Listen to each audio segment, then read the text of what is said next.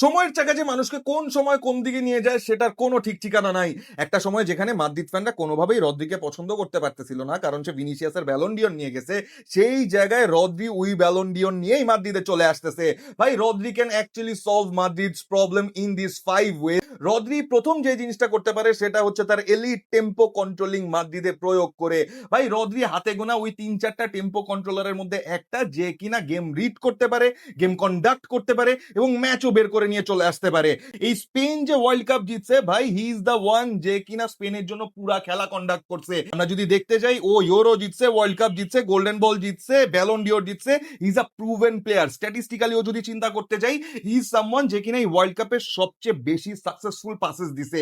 এর চেয়েও বড় কথা, ও 60টারও উপর লাইন ব্রেকিং পাসেস দিছে। হি ইজ সামওয়ান যে কিনা ডিরেক্টও যাইতে পারে।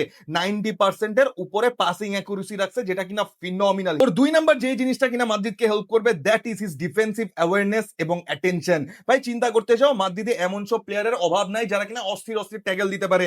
বেলিংহাম বলো, ফেদে বলো, চুয়ামিনি বলো, কামাভিঙ্গা বলো, কিন্তু রদ্রি ইজ সামওয়ান যে কিনা এই সব কিছুর আগে থেকেই প্রিকশনে থাকে। হি ইজ সামওয়ান যে কিনা একটা থার্ড ব্যাক হিসেবে কাজ করে এবং ডিফেন্সিভ রিকভারিজে হি ইজ অলওয়েজ স্ক্রিনিং। ভাই, ও ট্যাকেল পর্যন্ত যাওয়ার মতো সিচুয়েশনই দেয় না অপোনেন্টকে, সে আগেই বল ইন্টারসেপ্ট করে ফেলে। এই ওয়ার্ল্ড কাপেও যদি আমরা চিন্তা করতে যাই, he has been the one যে কিনা এই স্ক্রিনিংটা স্পেনের জন্য করে গেছে। ও এই ওয়ার্ল্ড কাপে 40টার উপরে ডিফেন্সিভ রিকভারি করছে, 40টার উপরে ইন্টারসেপ্ট করছে, কিন্তু ওর ট্যাকেল কিন্তু অ্যারাউন্ড 25টা। তো সেই হিসাবে বোঝা যায় যে ওর ডিফেন্সিভ অ্যাবিলিটিটা আসলে কোন দিকে। ওর থার্ড যে জিনিসটা মাদ্রিদকে হেল্প করবে, দ্যাটস হিজ এরিয়াল ডমিনেন্স। যেই প্লেয়ারটা 25-26 সিজনে যত ম্যাচই খেলছে না কেন, ওর aerial duel win rate 93% in defensive matrix. ভাই, এটা 100 মাদ্রিদের জন্য কাজে দিবে। 4 নাম্বার যে অ্যাট্রিবিউট, সেটা হচ্ছে Rodri can fit tactically anywhere. যদি মরিনোর সিঙ্গেল পিভট খেলানো লাগে তাহলে রদ্রিকে খেলাইতে পারে, যদি ওর ডাবল পিভট খেলানো লাগে উইথ ডিফেন্সিভ মাইন্ড তাহলে রদ্রির সাথে চুয়ামিনি খেলাইতে পারে। যদি ওর মন চায় যে ভাই না, এই গেমের মধ্যে আমি অনেক বেশি ড্রাইভ করব, আমার সিঙ্গেল পিভট থেকে একদম ডেপথ লাগবে, এর পাশাপাশি একটা ড্রাইভার লাগবে, সেই ক্ষেত্রে ও ফেদেরিকো ভালভার্দেকে ডাবল পিভটে ফালাই দিতে পারে রদ্রির সাথে।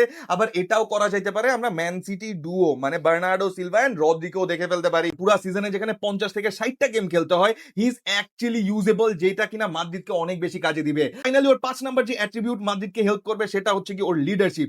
ও স্প্যানিশ, এর উপরে ওর ড্রিম হচ্ছে রিয়াল মাদ্রিদে খেলা। তো সেই জায়গায় ওই যে মাদ্রিদিজমটা, সেই জায়গায় ওর যে ন্যাশনালিটিটা, যেটা কিনা মাদ্রিদে এখন মোস্ট অফ দ্য প্লেয়ার্স এর মাঝখানে আমরা দেখি না, সেই জায়গায় Rodri can actually bring his leadership.